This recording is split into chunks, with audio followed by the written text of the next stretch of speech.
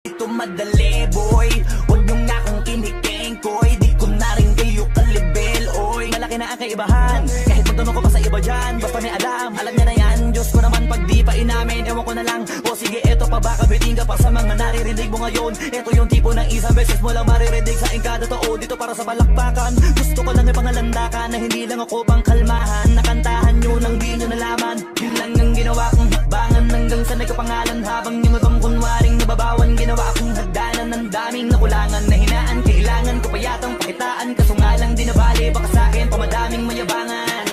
Di mahulaan yung tugma, dila sa dulo may suntok. Pati sa gitna mula umpisa may pinupunto to.